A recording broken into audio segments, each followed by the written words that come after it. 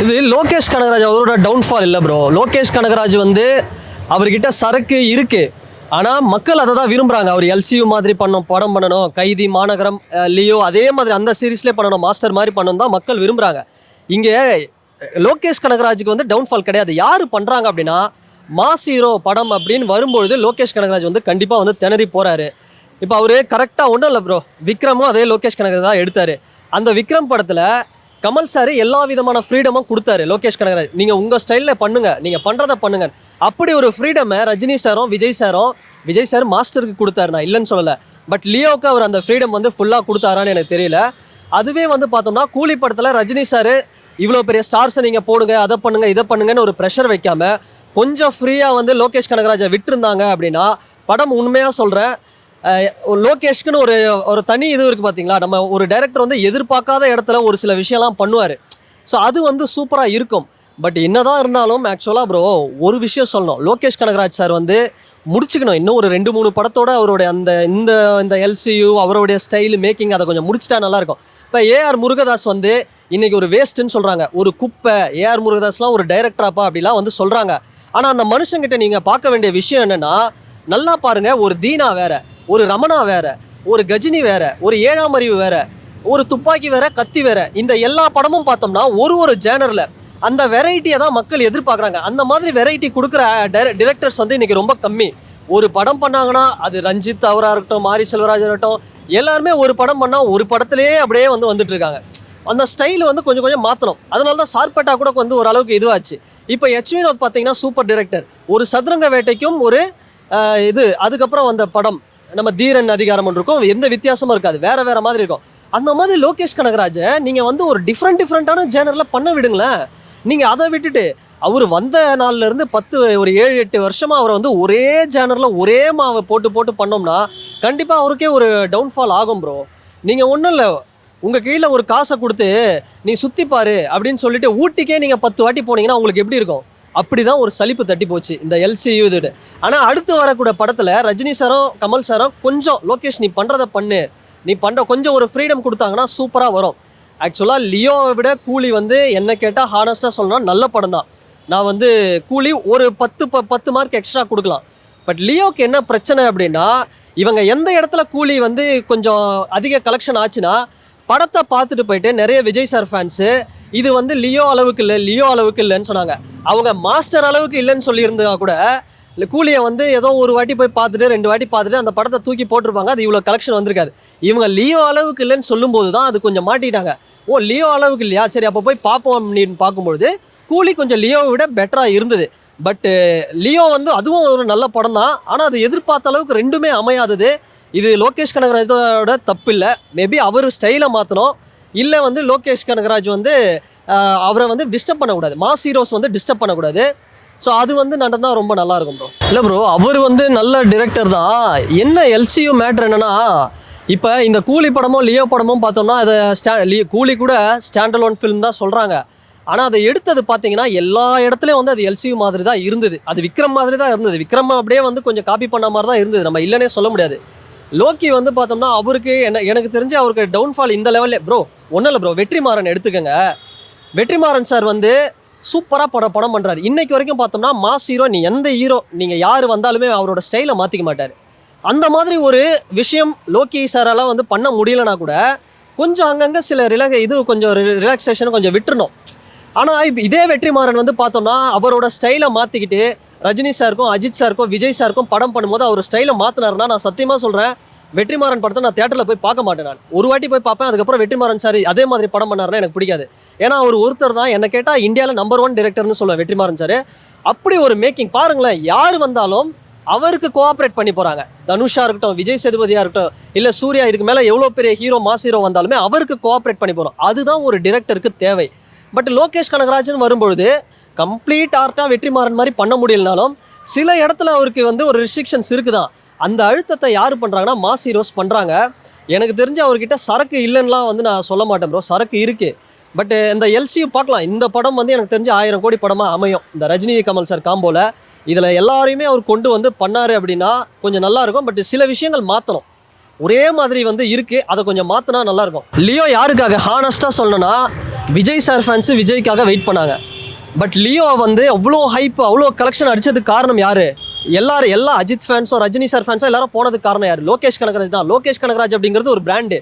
இதே Rajini super star Rajinikanth அவர் வேட்டையன் படத்துக்கு ஏன் ப்ரோ இவ்வளோ ஒரு இது வரல, ஒரு ஹைப்பு? தலைவருக்காக ஒரு கூட்டம் இருக்குது, நான் இல்லைன்னு சொல்லலை. ஏன்னா டிரெக்டர்ஸ் கூலி அது லோகேஷ் கனகராஜ் அப்படின்னு வரும்போது அது வேறு மாதிரி இருக்கும் அப்படின்னு ஒரு விஷயங்கள்லாம் வந்து இருக்குது, நான் இல்லைன்னு சொல்லலை. பட் நீங்கள் சொல்கிறீங்க ப்ரொடியூசர் ப்ராப்ளம் அதனால் வந்து கைதி 2 பண்ண முடியலன்னு. அப்படி ப்ரொடியூசர் ப்ராப்ளமாக இருந்தால் ஏன் வந்து இந்த படத்தை பண்ணுறாங்க? ரஜினி சார் கமல் சாரை வச்சு பண்ணுற படத்துக்கு அவ்வளோ காசு வந்து செலவாகும்ல, அதை வந்து பண்ணுறாங்க. இது வந்து இப்போ காசு வந்து நல்லா வருது ப்ரோ. இப்போ எல்சியு இந்த பேட்டர்ன்லாம் இப்போ ரஜினி சார் விஜய் கமல் சார் வரும்பொழுது நல்ல கலெக்ஷன் அடிக்கும், ப்ரொடக்ஷனுக்கு நல்ல லாபம், ஹைப்பு நல்லா இருக்கும். But at the same time எனக்கு தெரிஞ்சு இந்த படத்தை முடிச்சுட்டு தயவு செய்து லோகேஷ் கனகராஜ் அண்ணா வந்து என்ன பண்ணணும்னா, கைதி 2 விக்ரமை விட்டுருங்க. ரோலக்ஸ் ஒன்று பண்ணிவிட்டு விக்ரம் 2 எண்ட் கேம் முடிச்சுட்டு அவர் வேறு ஜேனரில் பண்ணலாம். அதை விட்டுட்டு அவரை இப்படியே பண்ணிட்டு இருந்தீங்கன்னா கண்டிப்பாக டவுன்ஃபால். அது லோக்கியே வந்து பார்த்தோம்னா அவர் பாவம் ப்ரோ, மாட்டிக்கிட்டாரு, அவர் ஒன்றும் பண்ண முடியாது.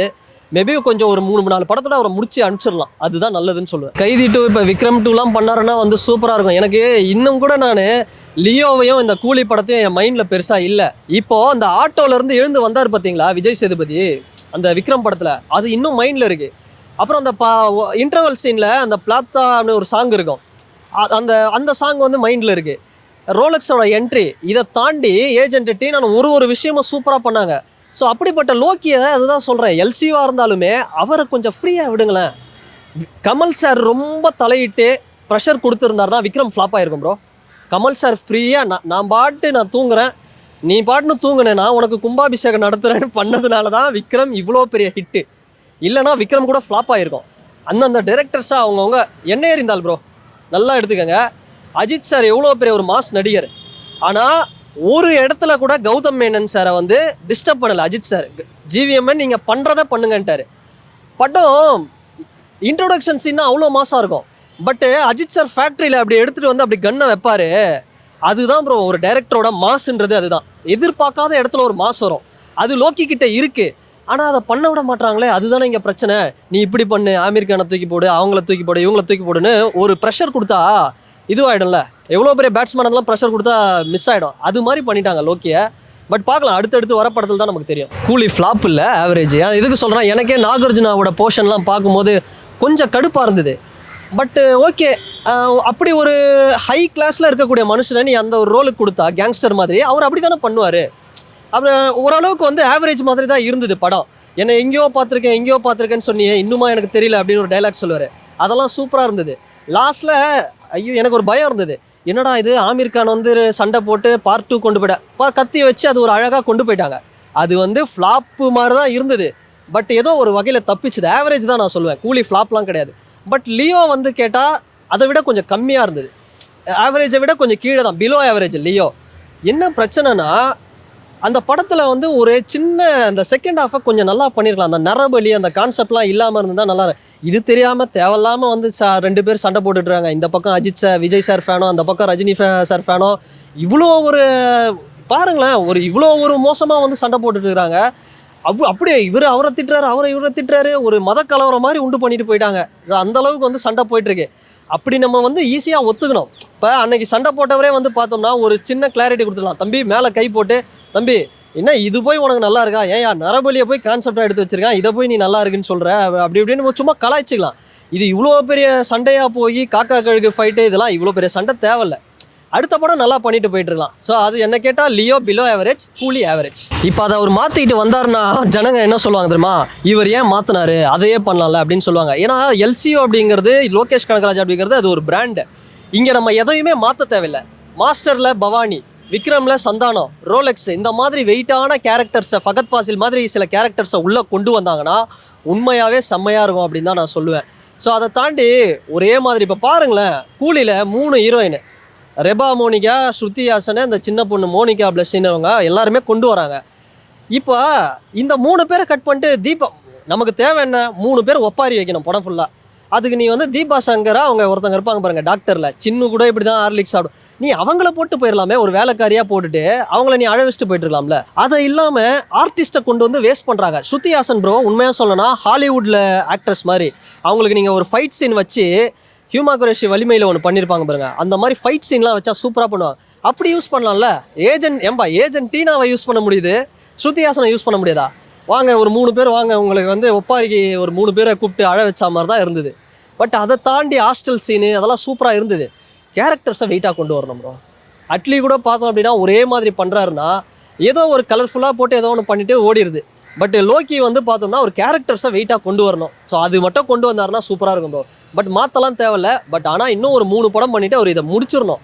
இதை இவர் இன்னும் ஒரு 10 வருஷம் கொண்டு போனார்னா விநாயகரை ஜாலியாக கூட்டிகிட்டு வந்து அப்புறம் தயவுசெய்து இப்போ கடலில் தூக்கி போட்டுறாங்க. அந்த மாதிரி லோகேஷ் கனகராஜன் எல்லாரும் தூக்கிட்டு போய் கடலில் போடுற நிலைமைக்கு வந்துடக்கூடாது. அதை தான் நான் சொல்கிறேன். ப்ரோ அமீர் கான் ரோல் வந்து நல்லா இருக்குது அவ்வளோதான். பட் அது ஒர்க் அவுட்லாம் பெருசாக ஆகலை ப்ரோ. சும்மா ஒரு கமர்ஷியலாக சும்மா பார்க்கலாம். பட் ரோலெக்ஸ்லாம் வந்து பார்த்தீங்கன்னா இப்போ கூட நீங்கள் தயவுசெய்து ரோலெக்ஸை வந்து இந்த படத்துலையாவது கொண்டு வாங்க. எது இந்த கமல் சாரோ ரஜினி சாரோ ஒரு படம் பண்ணுறாங்களே, அதில் சும்மா ரோலெக்ஸை வந்து எல்சியூ மாதிரி ஆனால் ஸ்டாண்டலோன் ஃபில்ம்ன்றாங்க, அதுலேயாவது கொஞ்சம் கொண்டு வந்தால் இன்னும் நல்லாயிருக்கும். ரோலெக்ஸ் தான் பெஸ்ட்டு. Rolex best. அதுக்கு அடுத்தபடியாக கமல் சாரோட இந்த விக்ரம், ஏஜென்ட் விக்ரம் சூப்பரு. பவானி வேறு லெவல். எதுக்கு பவானியை வந்து மிஸ் பண்ணாங்கன்னு தெரில. உண்மையாக மாஸ்டர் பவானி. மாஸ்டரோட 50% விஜய் சார்னா 50% பவானி. அந்த அளவுக்கு செம்ம வெயிட்டு. சூப்பராக இருக்கும் ப்ரோ. ஸ்டார்டிங்கில் சின்ன பையன்லேருந்து அவன் பெரிய ஆளாக வர வரைக்கும் அப்படி ஒரு ஸ்க்ரீன் பிளே தெரியா இருக்கும். அதை தாண்டி டாக்டர் சந்தானம் நிறைய நல்லா இருக்குது. பட் கேரக்டர்ஸ் தான் வந்து கொஞ்சம் பற்றாக்குறையாக இருக்குது. ஆனால் ஆல்வேஸ் ரோலெக்ஸுக்கு படம் பண்ணாமல் வந்து ரோலெக்ஸ் தான் ப்ரோ.